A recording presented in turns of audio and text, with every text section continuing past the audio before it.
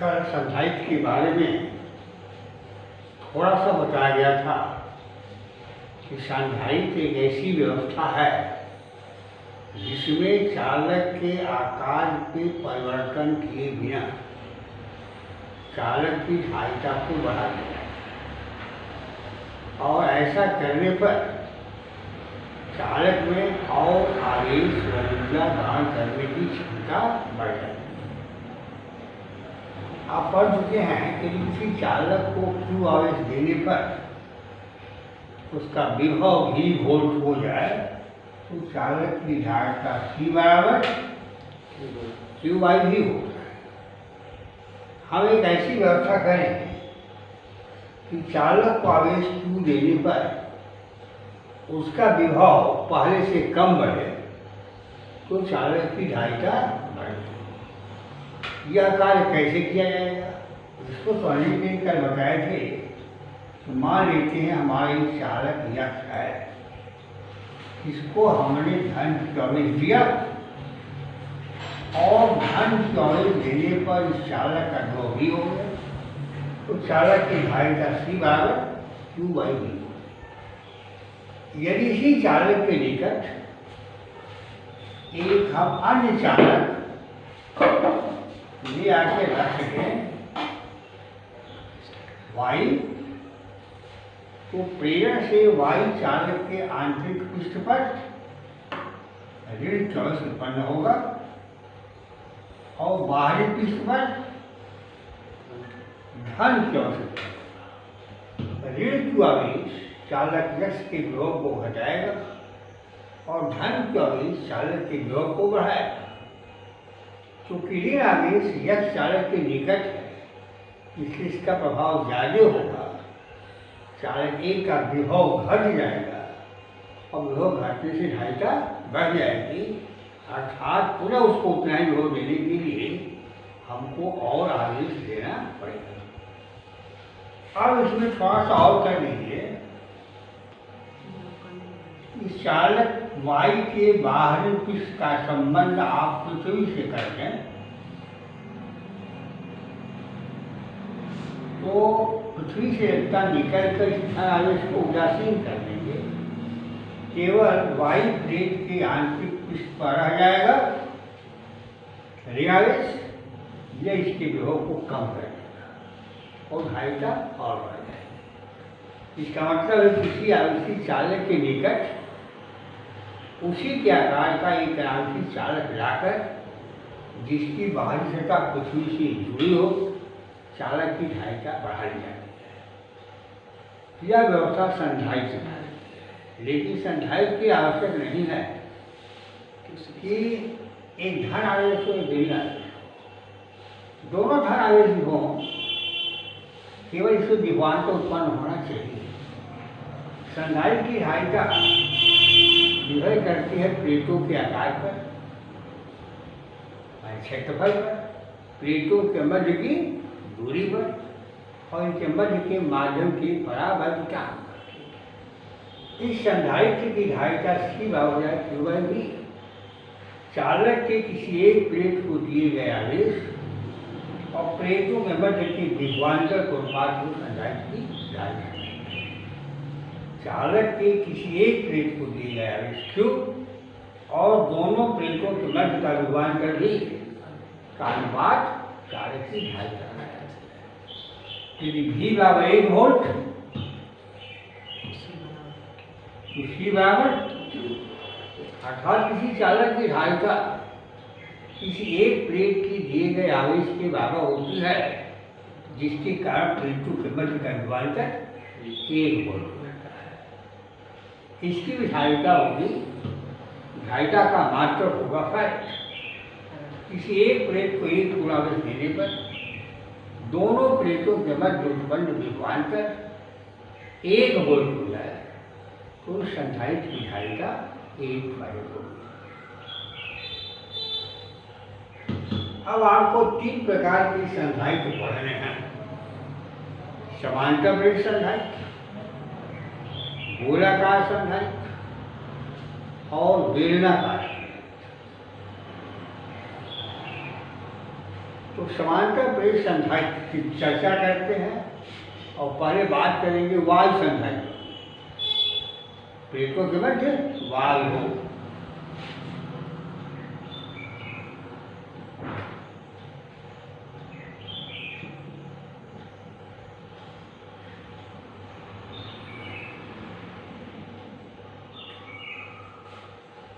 इसमें दो समांतर प्लेटें यक्ष और वायु है। प्लेटों का क्षेत्रफल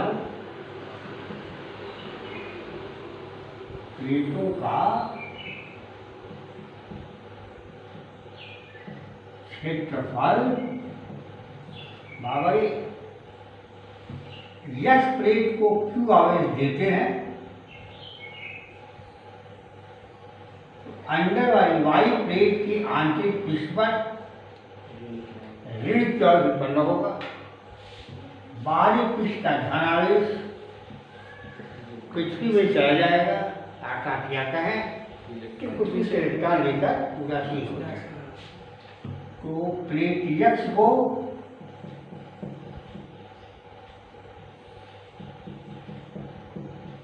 दिया गया आवेश बराबर क्यों, तो पृष्ठ आवेश घनत्व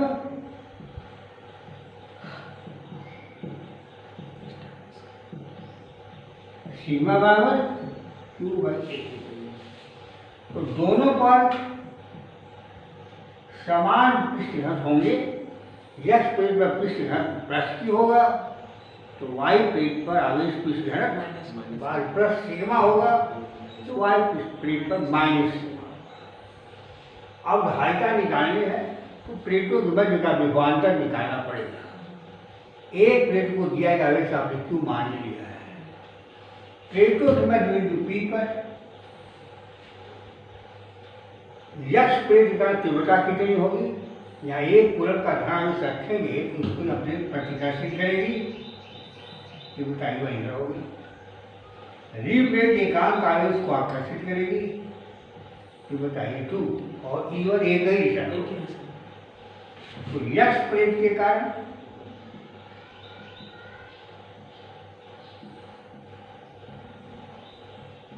P पर वैद्युत क्षेत्र की तीव्रता E1 बराबर सिग्मा अपान 2ε0। वायु प्लेट के कारण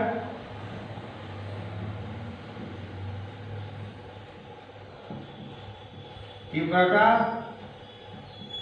E2 बराबर सिग्मा अपान 2। दोनों तीव्रताएं एक ही दिशा में हैं, तो परिणामी तीव्रता E बराबर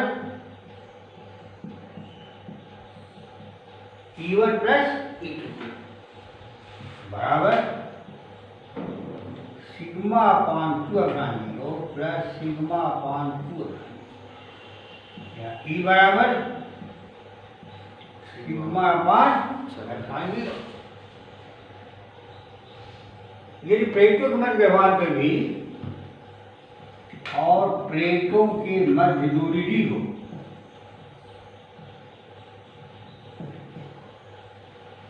प्लेटों के मध्य का विभवांतर भी है और प्लेटों की मध्य दूरी भी है।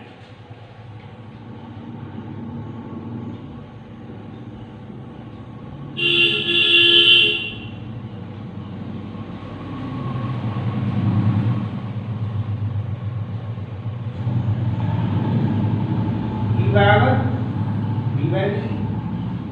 V बराबर A।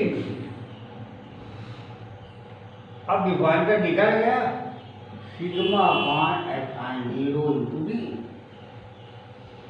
संधारित्र की धारिता C, धारिता की परिभाषा दी गई थी। किसी एक प्लेट को दिया गया आवेश और प्लेटों के मध्य का विभवांतर C बराबर Q/V। Q का मतलब यहां से सिग्मा A,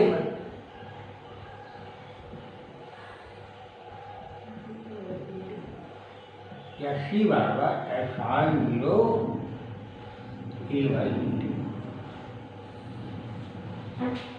C का मान कितना हो गया? Epsilon 0 A/D।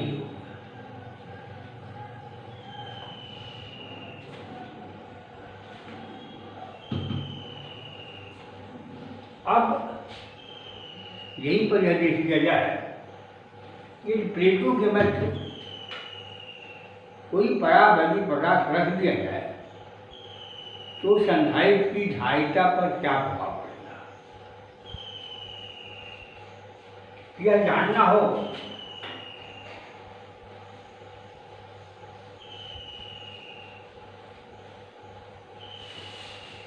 तो पहले यह जान लीजिए, यदि किसी चालक को वैद्युत क्षेत्र रखें तो चालक पर इस वैद्युत क्षेत्र का क्या प्रभाव पड़ेगा, और यदि किसी वैद्युत क्षेत्र में किसी कुचालक पदार्थ परावैद्युत पदार्थ को रखा जाए तो क्या होगा। मान लीजिए धातु प्लेट है,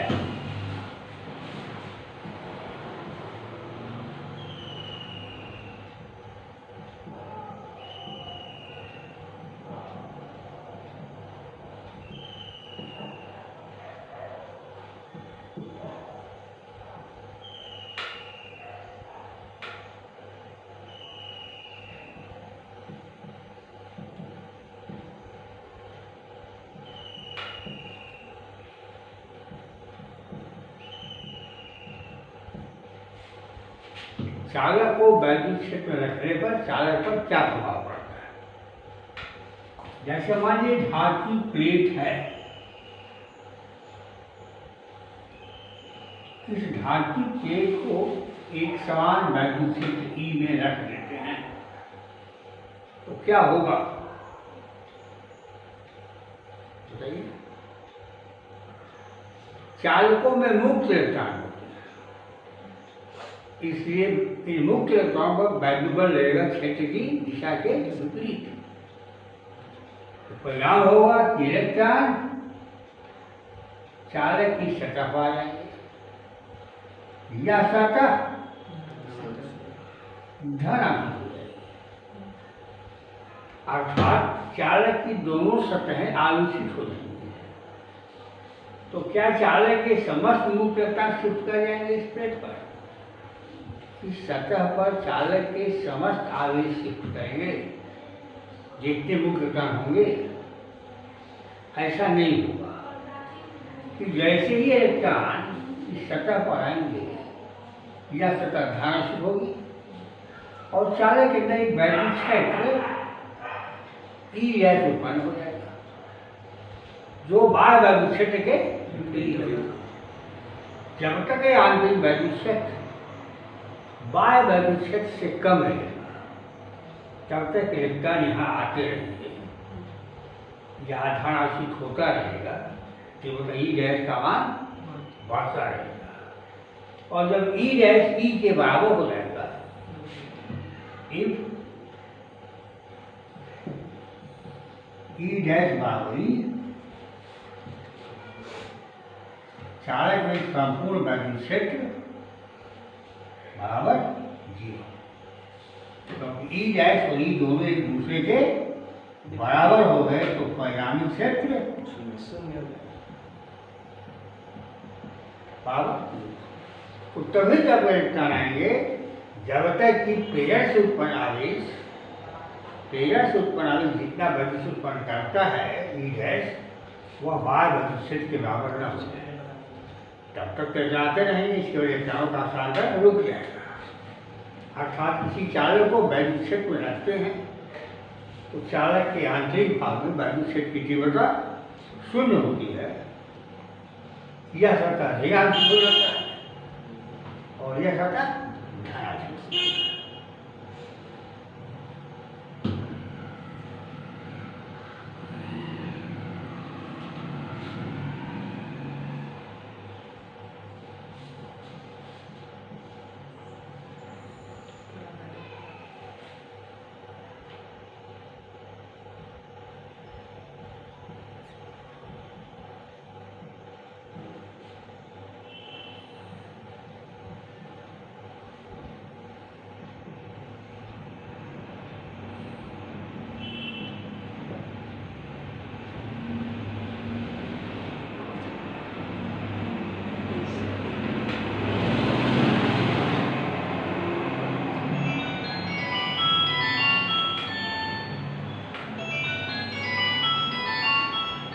पर परावैद्युत पदार्थ का ध्रुवण।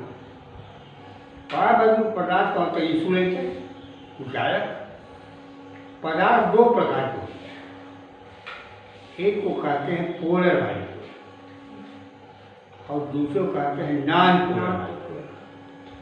पोलर मॉलिक्यूल वह होते हैं जो अपने आप में, जिसका प्रत्येक अपने आप में वैद्युत द्विध्रुव होता है, जैसे NaCl हो गया, HCl हो गया, H2 हो गया, ये सभी अपने आप में एक वैद्युत द्विध्रुव हैं। पोलर मॉलिक्यूल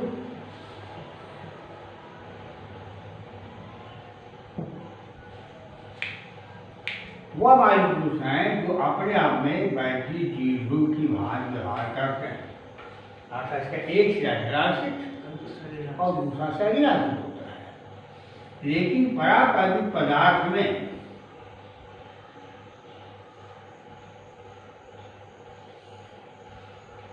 ये प्रत्येक अणु अनियमित अभिन्यस्त होता है। अनियमित अभिन्यस्त का मतलब वैद्युत द्विध्रुवाघूर्ण की दिशाएं अलग अलग होती है, भिन्न भिन्न होती है।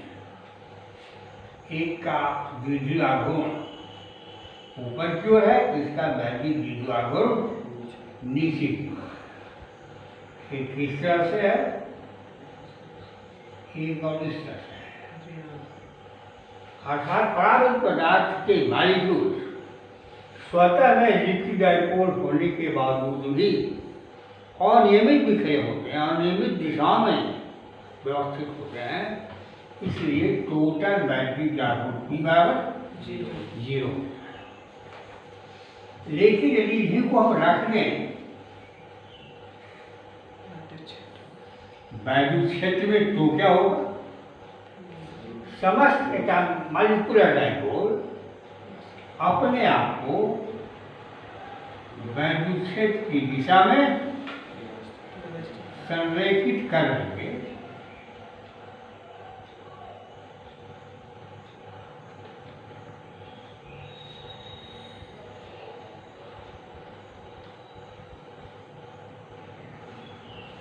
संरेखित कर लिए। अब देखिए, ये धन आवेश और ऋण आवेश एक दूसरे के प्रभाव को व्यक्त कर, यह धन और ऋण एक दूसरे के प्रभाव को व्यक्त कर, अर्थात इसकी यह सतह ध्रुवण के कारण ऋणावेशित और दूसरी तरफ ध्रुवण के कारण धन। अतः किसी वस्तु के आवेशित करने का चौथा तरीका है ध्रुवण। एक आवेश दोनों सतहों पर प्रेरित हो गया, एक पर ऋण आवेश और दूसरे पर प्रसार। इस ध्रुवण के कारण वैद्युत क्षेत्र ई डैश उत्पन्न हो जाएगा इसमें, परंतु ई डैश इस बाह्य वैद्युत क्षेत्र के प्रभाव को कम करेगा, इसको इक्वलाइज नहीं कर पाएगा। नॉन पोलर मॉलिक्यूल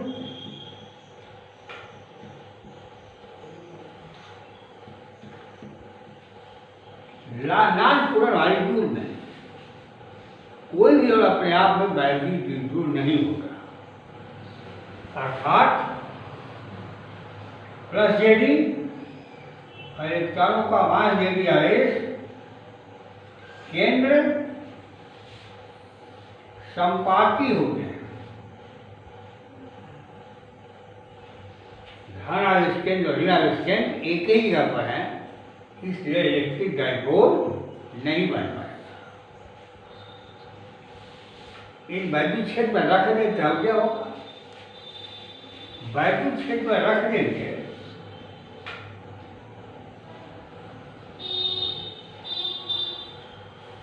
वैद्युत क्षेत्र हमें ऋण आवेश पर खिंचाव बल लगेगा बाईं तरफ और धन आवेश खिंचाव बल लगेगा दाईं तरफ।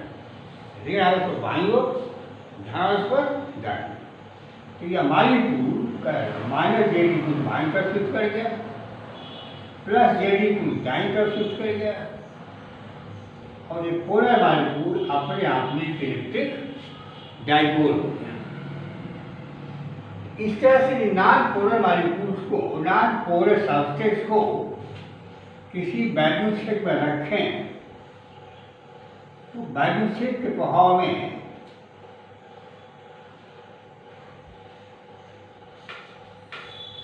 ये सभी इलेक्ट्रिक डाइपोल के समस्त मॉलिक्यूल डाइपोल बनते हुए अपने आप को वैद्युत क्षेत्र की दिशा में संरेखित कर रहे हैं। ठीक यही बात होगी।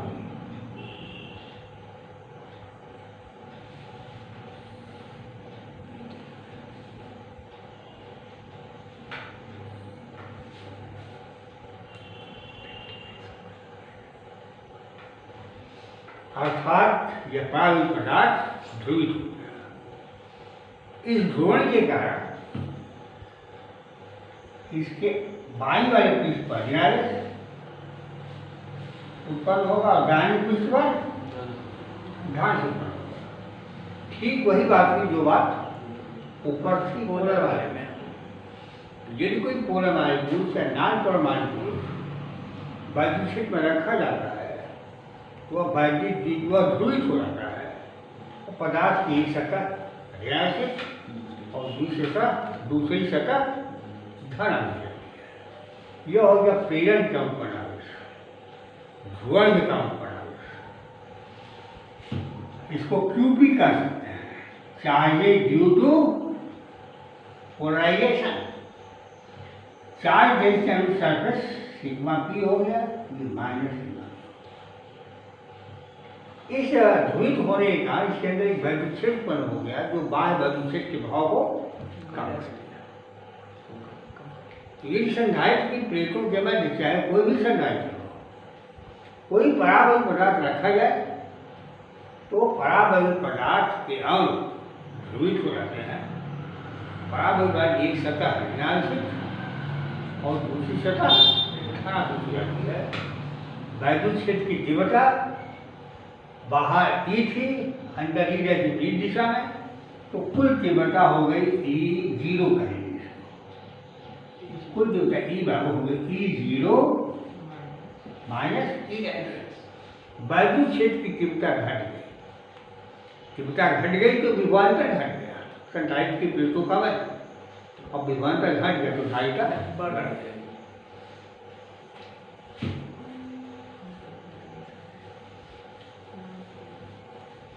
तो एक संधारित्र की प्लेटों के मध्य परावैद्युत पदार्थ रखा जाए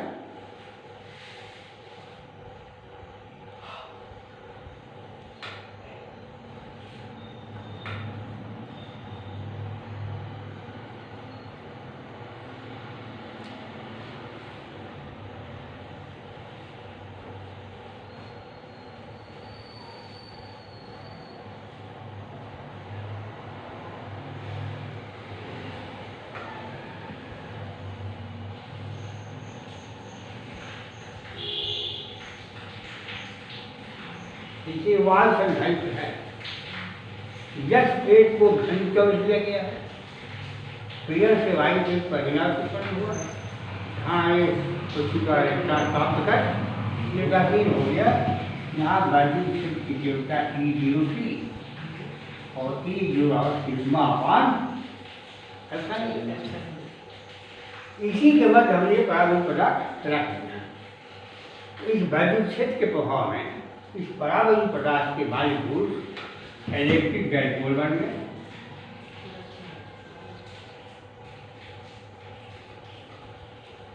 समझा चुके हैं।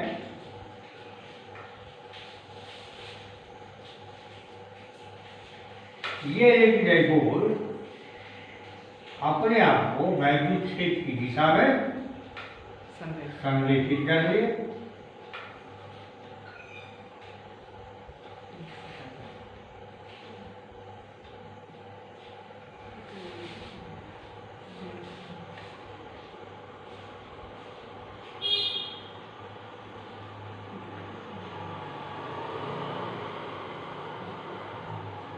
ये धन की ऋण की उदासीन होगा तो अंदर के धन आवेश और ऋण आवेश एक दूसरे के भाव को निरस्त कर देंगे। अब प्लेट की एक तरफ हो जाएगा ऋण आवेश और प्लेट की दूसरी सतह हो जाएगी धन आवेशित। ये ऋण आवेश उत्पन्न हो गया और यहाँ धन आवेश उत्पन्न हो गया। और मान लेते हैं पोलराइजेशन से उत्पन्न आवेश घन सिग्मा पी है। ध्रुवण के कारण उत्पन्न आवेश बराबर क्यूपी, तो सिग्मा पी बराबर क्यूपी मान। ये आवेश घन हो गया ड्यू टू पोलराइजेशन। इस पर पराबैंगनी पदार्थ की प्लेटों पर और सनलाइट के प्लेटों पर सिग्मा माइनस। यह जो आवेश है इसके कारण वैल्यू से उत्पन्न हो गया ठीक है।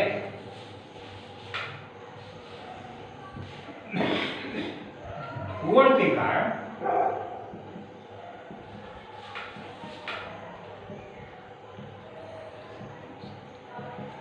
उत्पन्न वैल्यू क्षेत्र ई डैश बराबर सिग्मा पी अपान हो जाएगा। अब परिणामी वैल्यू क्षेत्र कितना होगा? ई जो ई डैश एक दूसरे के विपरीत है। परिणामी वैल्यू क्षेत्र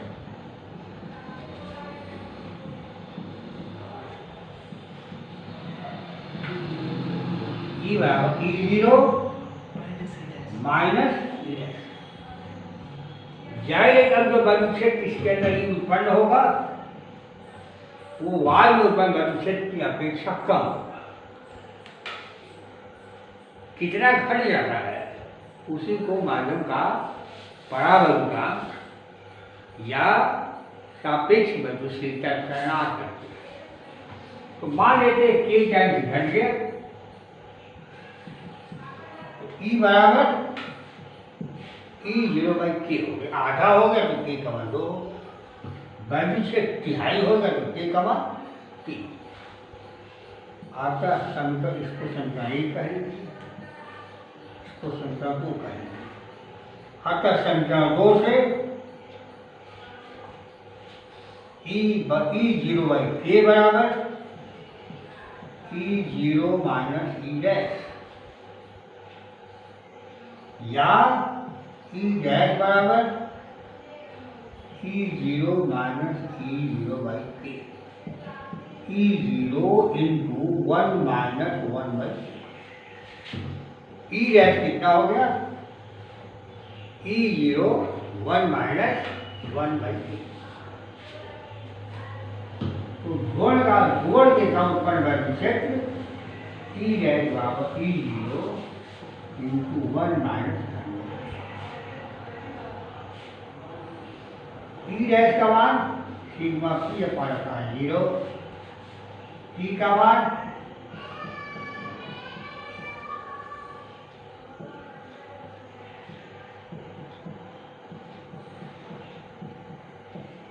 सिग्मा पी और सिग्मा इंटू वन बात कर रहे हैं। प्रेरण कारण को उत्पन्न हो, ध्रुवण के कारण आवेश उत्पन्न हुआ। प्रेरण नहीं कहेंगे, ध्रुवण कहेंगे। ध्रुवण के कारण आवेश उत्पन्न हुआ सिग्मा पी, वह जो आवेश घनत्व है उससे हमेशा कम रहेगा क्योंकि के का मान एक से अधिक होता है।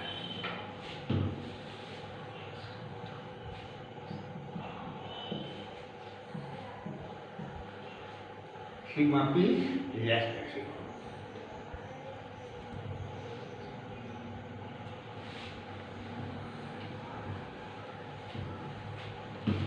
पराबंध पदार्थ की सतहों पर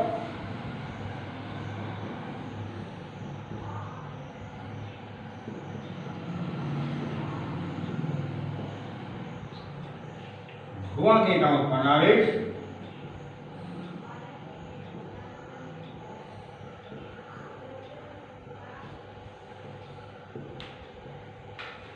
ए से वहां कर दीजिए। सिग्मा पी इंटू सिग्मा ए बटा जीरो इंटू वन माइनस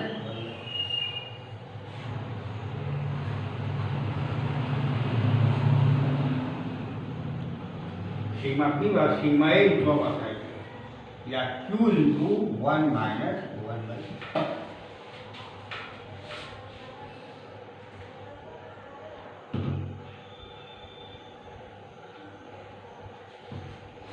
इस सतह पर ऋण दोष उत्पन्न होगा, इस सतह पर धन दोष उत्पन्न हुआ, इस पर ऋण QP उत्पन्न हुआ, इस पर धन QP आवेश उत्पन्न हुआ। बराबर उचित आवेश एक दूसरे से डी दूरी पर स्थित है। तो परावैद्युत पदार्थ में प्रेरित वैद्युत विद्युत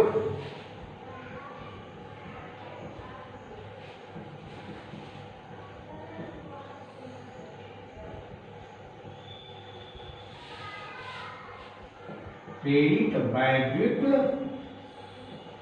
द्विध्रुव आघूर्ण V बराबर Q गुणे 2L सिग्मा P गुणे D Q गुणे 2L होगा। इसको कैपिटल P कहते हैं। वैद्युत द्विध्रुव P बराबर कितना? Q इंटू 2L बराबर हो गया Q इंटू D। वैद्युत द्विध्रुव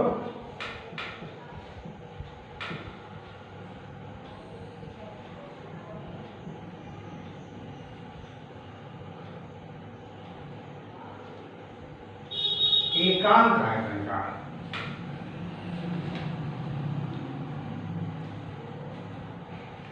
एकांक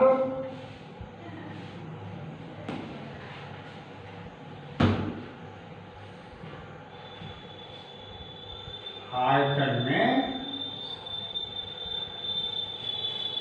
प्रेरित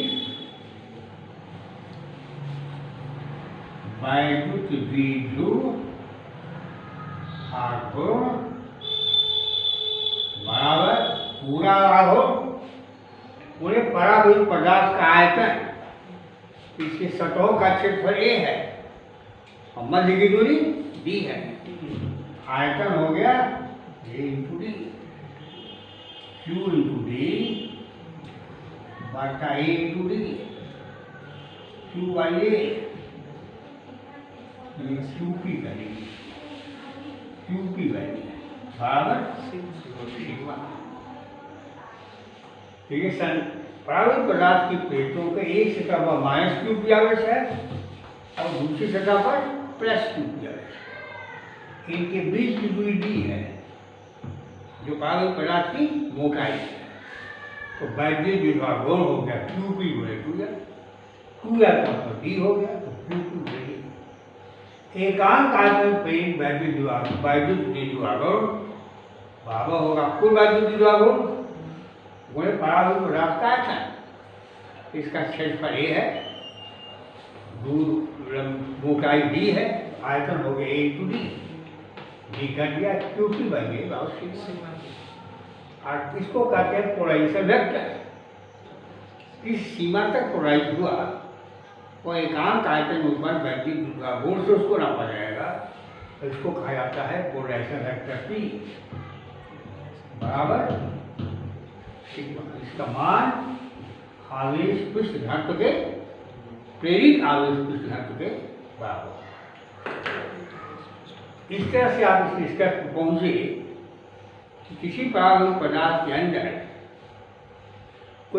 किसी संधारित्र के प्लेटों के अंदर, चाहे वो पायलट प्लेट संधारित्र हो, चाहे गोली संधारित्र हो, चाहे बेलनाकार संधारित्र हो, कि प्लेटों के अंदर कोई परावैद्युत पदार्थ डाल देते हैं तो वैद्युत क्षेत्र की तीव्रता K टाइम्स कम हो जाती है। तो परावैद्युत पदार्थ के अंदर वैद्युत क्षेत्र की तीव्रता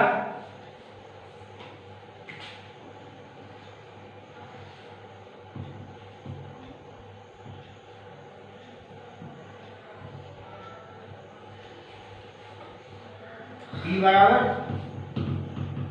E0/K बराबर सिग्मा अपान 45 तीव्रता घट जाने से प्लेटों की मध्य विभवांतर कम हो जाएगा और विभवांतर कम हो जाएगा C बराबर Q/V से ढाई का बढ़ जाएगी। तो परावैद्युत पदार्थ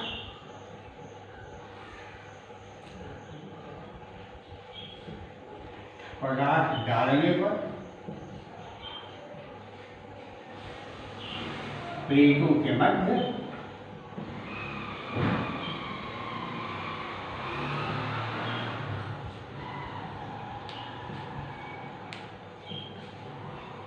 वैद्युत क्षेत्र की बना ई बराबर सिग्मा अपान आसान जो प्लेटों का विभाजन भी बराबर E into D।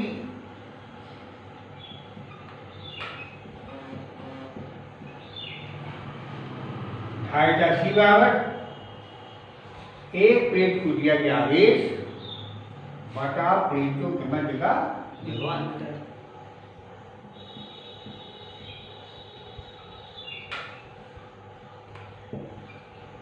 भी का मान रखना, सिग्मा से सिग्मा सी बराबर एप्सिलॉन 0 के ए बाई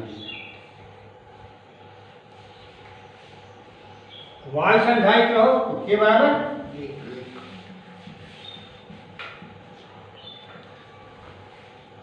इस तरह से किसी संधारित्र की धारिता प्लेटों के क्षेत्रफल के अनुपाती, मध्य की दूरी के वृत्त के अनुपाती और माध्यम के परावर्तन के अनुपाती, माध्यम के परावर्तन के अनुपाती, प्लेटों के क्षेत्रफल के अनुपाती और मध्य की दूरी के वृत्त के अनुपाती। कितना बचा समझ इसमें कितना बचा विकल्प में बचा सकता है।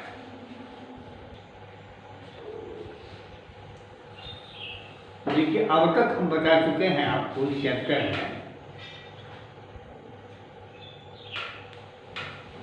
गोला किसी चालक की धारिता सी बराबर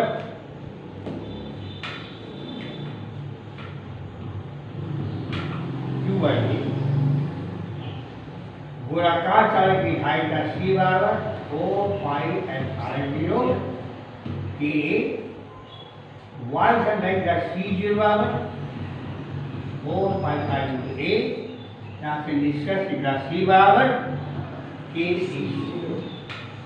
समांतर प्लेट संधारित्र की धारिता सी बराबर नहीं संधारित्र चालक की ऊर्जा यू बराबर हाफ डी। दो चालकों को जोड़ने पर वंश को वी बराबर C1 D1 C2 V2 अपान C1 प्लस C2। दो चालकों पर जोड़ने पर ऊर्जा में ह्रास बराबर हाफ C1 C2 अपान C1 प्लस C2 गुणे V1 माइनस V2 का होल स्क्वायर। समांतर प्लेट संधारित्र सी बराबर एप्सिलॉन 0 के ए बाई डी।